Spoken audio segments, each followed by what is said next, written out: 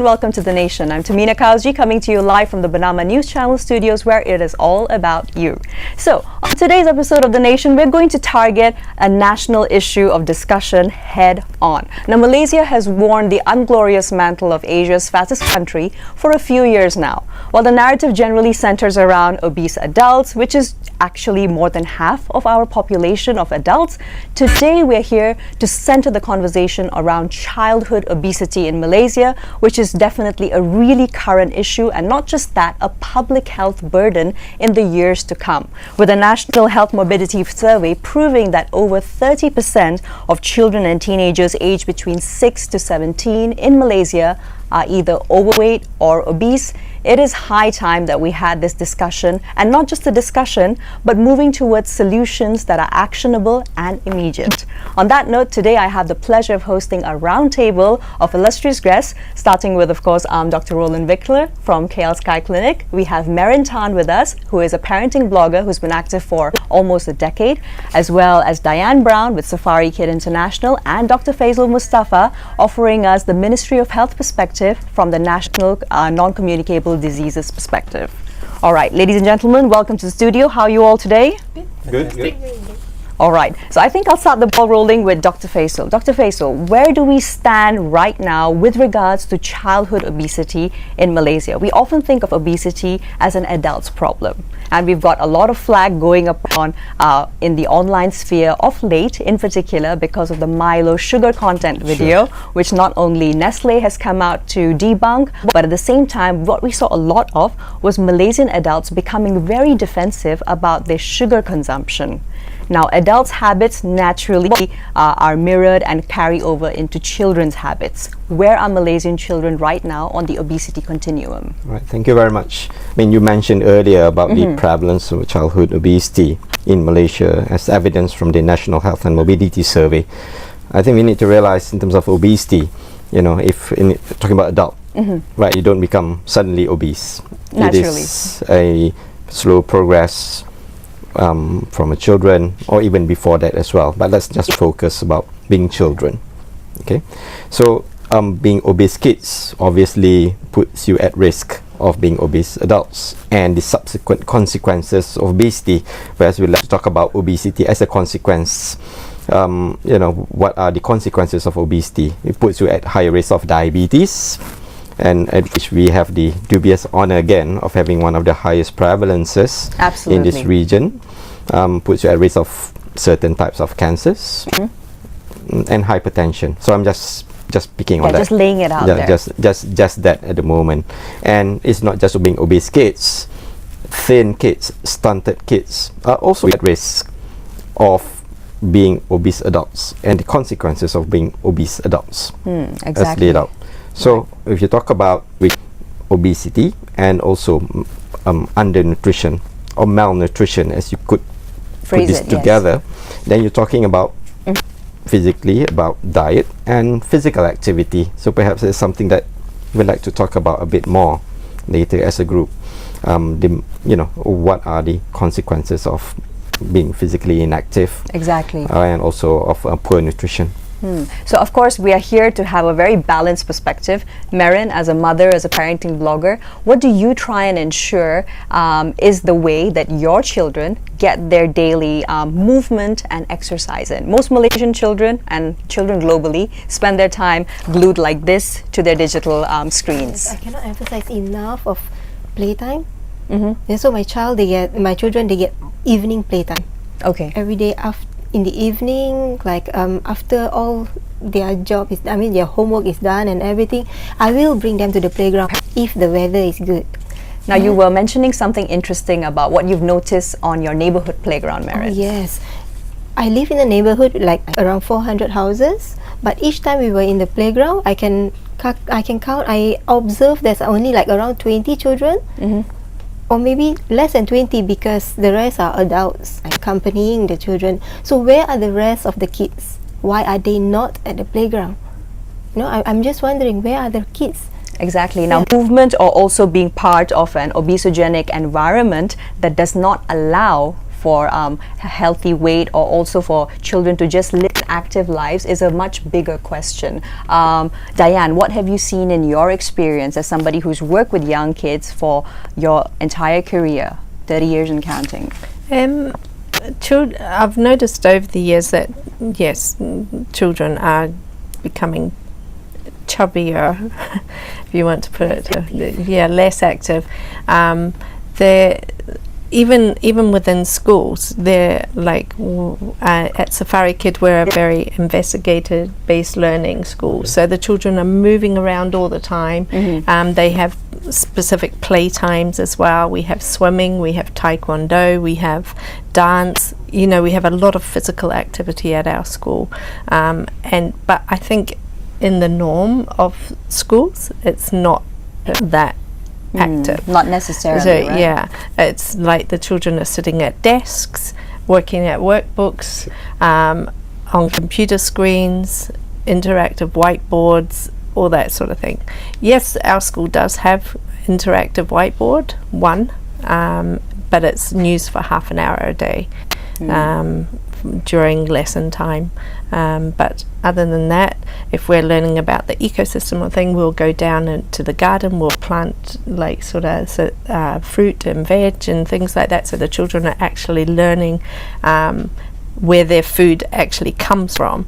Because when I first came to this country and I started at the school, I asked one of the children, where do you get your fruit and vegetables? Okay. In the supermarket. But where does it grow? In the supermarket. Exactly. Child logic, right? It grows in the supermarket. That's where mummy buys it. That's in the supermarket. I had one child at the market, you know, so they didn't actually know where their food was coming from.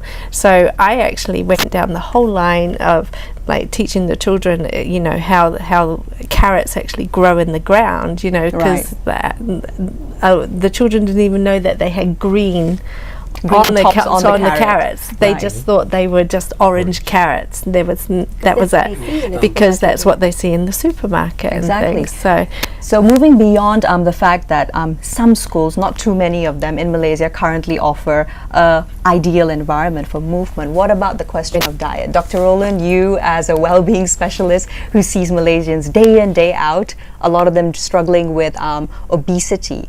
What is the real issue at heart? It's interesting when we talk about this subject. One of the things as a lifestyle doctor that I see in my clinic these days is the outsource of meal prep.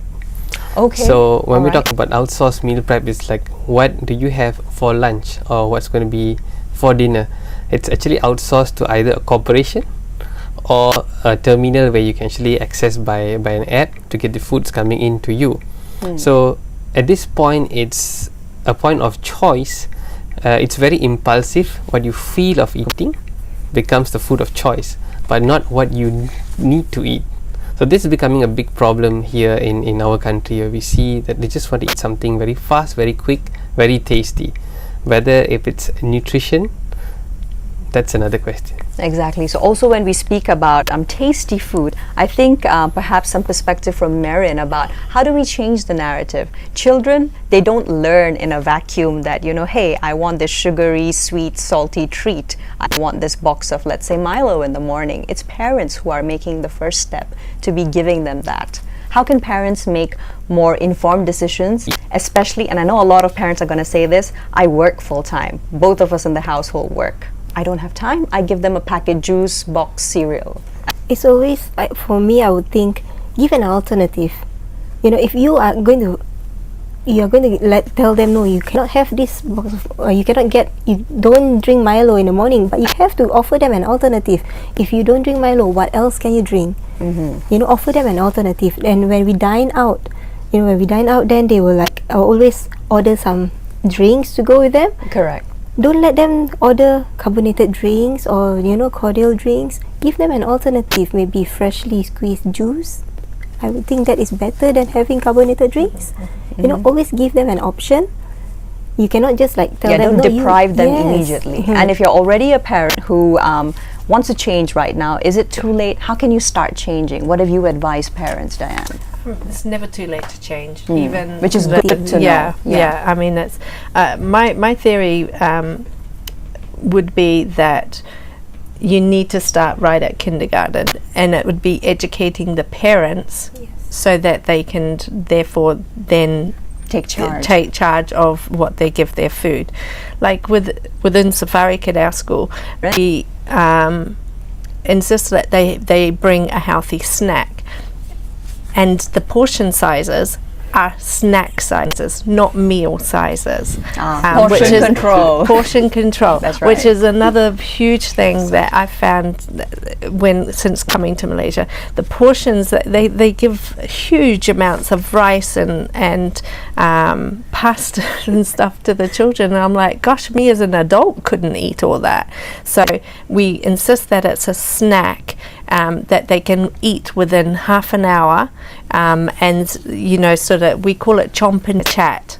So they're allowed to chomp and chat with their friends, and it's a real social event, and they talk about, oh, I've got cheese today, and what have you got? They look at all their food, and when a child does bring an unhealthy snack, all the children go, Miss Diane, look, he's brought chocolate bread. Right, okay. So it's more of a just be aware of what's happening, so you never know, that might It's go back. teaching the thing, and the children do go home and tell the parents. Right. But I think as a good thing that the Malaysian government could maybe implement is like a program to advise parents to look at labels. Exactly. To read What's actually labels. in that food that they're giving their child and themselves, obviously, and like teach them about sort of portion control, and sort of how much to give a child, and things. Because if you're not teaching the parents, the children only learn, are given what they're given. They can't go out shopping and things and buy their own foods. So you need to start with the parents and start up a program where the parents are learning for very young children. Obviously, teenagers are a different ball game. Ball game, because they go out of the school gates and buy off shops and things like that, and Dr. Faisal, any perspective on what the Ministry of Health in particular has been attempting to do, especially in the past 5-year window, where of course our awareness as Malaysians is increasing. I do see amongst the family group, friends as well, and how children are prepared for nutritionally. There are changes. Right, there are changes. I mean, Diane mentioned about education. Yes, raising awareness and knowledge are very important things. But you also mentioned earlier on about an obesogenic environment. The environment that we lived in strongly influence our choices. Right, a school is an environment. A house is an environment. That's right. Right, and even the general community where we live are the general environment as well. So you need to balance. So what are the responsibilities of the government in terms of regulating environments? Right. But what are your Personal responsibility as a citizen? Right. Yes. So you may argue that if government regulates, then you're trying to become a nanny state. We tell you what you can do, what you can't do. Yes, we recently saw the public outrage right after the controversy had died down about Nestle and Milo. Lots of Malaysian adults defending their choice to consume sugar, to consume salt, to consume high fat. So that's one point. Yep. The other, and we may argue, a lot of people have high awareness and high knowledge, but that doesn't necessarily translate into behavior. Yes. All right. So that's for adults. So you may argue for adults they have a choice, but for children, The choice is thrust upon them. You have your parents as role models at home. So we may have good syllabus. We may teach the children, to have good knowledge and awareness. But yet, when they go home, they are exposed to an environment which is the word you chose, which is obesogenic. That's one aspect that we need to think about. And then the other thing about the underlying causes of causes in terms of the changing demographic of our population. Right. Right? The changing economic pressure. So we do know in comes to obesity and other non-communicable diseases, the lower socio-economic class are more exposed to NCD risk factors. You know, diabetes, heart disease. Traditionally, we think this is a disease of the rich. That's right. Now it's not. No in more. fact, even in Malaysia, we are seeing a pattern that the lower socio-economic class have higher rates of obesity, hypertension, diabetes. Why? Because they are more likely to be physically inactive. They're more likely to be eating, if I use the word unhealthy food high in fat, sugar and salt and carbohydrate. Exactly. More likely to smoke. So they are more exposed. So as adults, if they are more exposed, so what if the children themselves? So Are also exposed by proxy. so what Yeah. I'm saying is that this environment is not under the responsibility of Ministry of Health. Naturally, that Right. is up to us as people. As if people. Now, what do you think of that, Dr. Roland? I think I'll just add on to what Dr. Faisal mentioned. If you're looking at the perspective, yes, it is the lower segment of the community that is The having the B40 perhaps. higher segment of the obesity issues. And if you look at it, it's the price of food consumption. So they tend to actually end up having a lot of comfort food, easy access. So it's always, if you look at what's offered, it's always the fried stuff and the That's high right. carbonated stuff, which it's being able to be purchased for less than maybe 10 ringgit. Naturally, So yes. so this is becoming the source option. So they get a meal, and it's affordable to them, and hence because of the health system itself, there's always assured Malaysians easy access to government facilities to begin with. That's So right. We it's- have one of it's the lowest affordable, healthcare costs exactly, worldwide. with the best, one of the top 3 healthcare systems in the world. So when this happens, people just end up, I can still go and refer myself to the government hospitals, get a huge bunch of candy medication and bring them back home, and it's already assured by the government. So this is going to be a big think tank decision at the moment, where we move. The government will of course come to a point where they can no longer actually hold this burden, and the burden is going to be thrown back to the citizens to actually be responsible on their health. So if that we fear comes into one point in our nation, then the problem will really blow up. Exactly, and I think we're no longer creeping toward that as an outcome. We're sprinting I towards think it. it's a risk perception. How a big a risk do you perceive yourself as being obese? That's right. And what kind of risk do you feel your kid is if they Now, are if I overweight may, or obese? one more thing about, in general, Malaysian social media and across all channels, the way obesity is viewed is as a cosmetic issue, Yes. not a health issue. Can we speak a little bit about that and how that's actually dangerous, because shaping the narrative depends on how people perceive it. It's seen as being, I don't look nice, not I'm not healthy. And No, that you hence I want to lose weight. Maybe that's for adults. I'm not sure it's for children. I mean, I agree. Yeah, but when you show your baby to people, if your baby is skinny, then they will say, "Oh my goodness, what? Nourished. Yeah, Are you a what's bad wrong? mother?" Yeah, what's wrong with your baby? He's so skinny. I get that all the time. Ah, No, it's even and worse how for do you react, doctors. Marin? How do you react to that, Marin? When I you just tell can't them, be bothered because you know my kids are small size. Then maybe they will say, "I'm not very big either. So how can my babies be big?"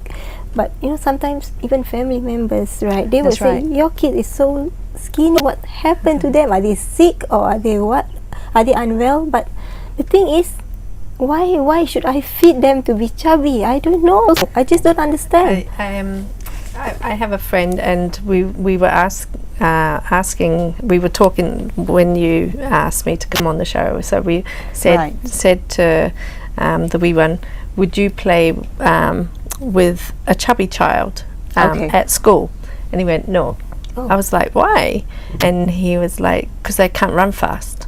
all right. So children are perceiving, you know, sort of There is a discrimination you already have. very, very much. And I think when you mentioned that precisely, if you look at the kids once they reach a certain age, maybe in their primary school, so the image perception would come in, Oh, and that But will even in- impact them a lot Naturally, Naturally, social development. exactly. Even in kindergarten, it comes in. Exactly. That, you know, sort of. I have 6-year-olds. You know, especially the girls. Okay. You know that will be like, oh no, she's not got she's. Yeah, she's bigger than Yeah. usual. So I think the interesting thing about that is also Malaysian statistics shows that teenage girls and girls in general, they have a slightly lower percentage of obesity than teenage or adult boy children. But that yes. also opens up a new gateway for conversation, which is eating disorders among children. But all of this once again comes back to obesity during childhood and the fact that we have not, as Malaysians, developed healthy eating habits. So let's talk about solutions now. What would you recommend, Dr. Faisal? I think people like to look for quick fixes. Absolutely. I think Dr. Roland will attest to that. And unfortunately, when it comes to changing behaviors, there isn't any quick No magic pill. fixes. And while it's easy to look at what you're doing yourself as individuals, Right. and what your immediate Circle. friends and circle of people, it's easy to forget that I mentioned earlier about the different socioeconomic classes and what kind of economic pressure influences their behavior as well. It's not just knowledge and behavior, knowledge and awareness. It's about this bigger picture about how important you place health in terms of your priority. Is it economic? I mean, we do that. Economy plays a big role in Malaysia, economic considerations. And the need to general earn money. perspective is also that, healthy food is expensive food in Malaysia at least. Merin, I move to you on that to collaborate with Dr. Faisal. What do you think and what got you started off in wanting to have a much healthier nutrition as well as lifestyle for your children? Was there something that sparked it? Because as you told me, you've been running your blog, writing about these topics for almost a decade. That is far beyond, where the public awareness goes. Yeah, because it's very important. My kids, for me, it started with myself. I noticed that I gained weight after having, kids and everything. But it's up to us. We can do it. We can get back into shape. But that means that we also have to train our kids. I just don't understand why people perceive chubby kids are cute. For me, it's not. For me, it's very important that they eat healthily. That doesn't mean that I deprive them of anything else, Like, remember, during our time, fast food used to be a treat. Maybe a birthday treat once a year, KFC and things like that. Yeah, Fish but- and chips on a Friday. Yeah, but it's very important not to make that a habit for our kids. Otherwise they will Exactly. grow up eating all those. For me, when I go out to college, that's my first time staying on my own. Preparing my own food. That is where I noticed that actually I don't know how to prepare my own food.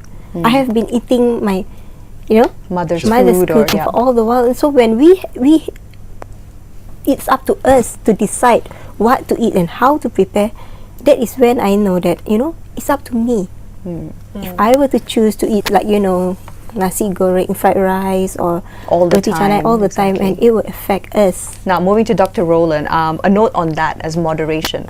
It's not going to happen if we wake up saying, I'm going to change 20 things tomorrow No, and never, eat no. and breathe air, right? Exactly. I think looking at this topic which we are in discussion, one of the things that we will look at is, I think, to get parents more accountable in preparing meals. I mean, investing maybe about half an hour to ensure that the meals are done at home, because there's going to be no extra MSG unless you choose to.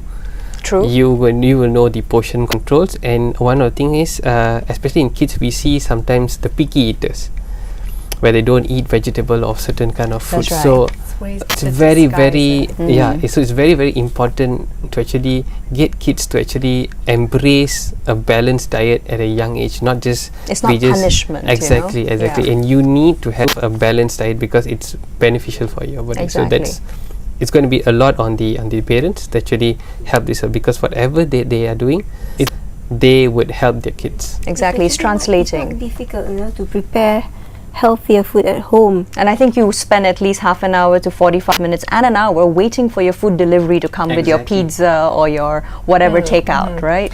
But children love cooking. Yeah, like children at Safari Kid, we actually do cooking.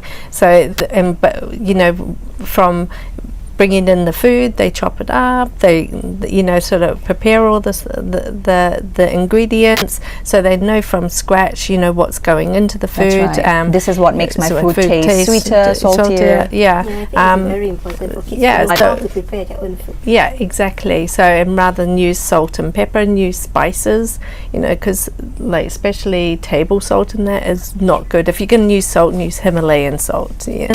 Exactly. Sort of thing. But children love cooking, so get them involved. Take them to the grocery store or the markets. Let them choose all the vegetables. More aware, right? But I think it's like for changing the obesity level, you need to start with the parents in kindergarten, setting up, sort of teaching them how to read labels and know exactly what they're putting in their child's body. For example, at home, if my child, he will he demands for snacks. So instead of giving him a lolly, candy or anything, you can, just give a slice of fruit or something. That's why I always say, always offer an alternative. And don't stock your fridge with all these chocolates, candies. Exactly. So thank you so much, ladies and gentlemen. It's been absolutely riveting, because I think today we worked on not just practicable solutions, but things that you can do day to day. So thank you so much for joining us here on The Nation. I'm Tamina Kausji, signing off with our panel of not just experts, but people who truly care about childhood obesity in Malaysia, and how you perhaps could take charge starting today on the future health of not just our children, but the entire nation. Thanks for joining us. We'll see you again next time.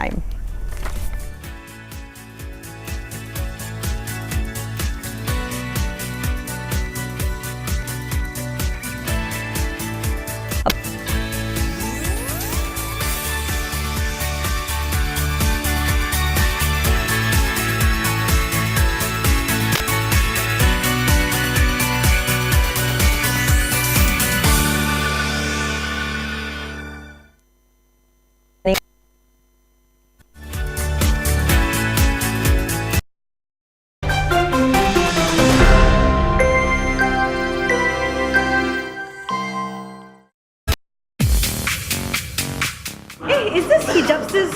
Kembali dengan pelbagai pilihan fashion, memenuhi rekaan terbaru dan gaya terkini. Perkongsian tip untuk tampil menawan. Seperti yang selalu.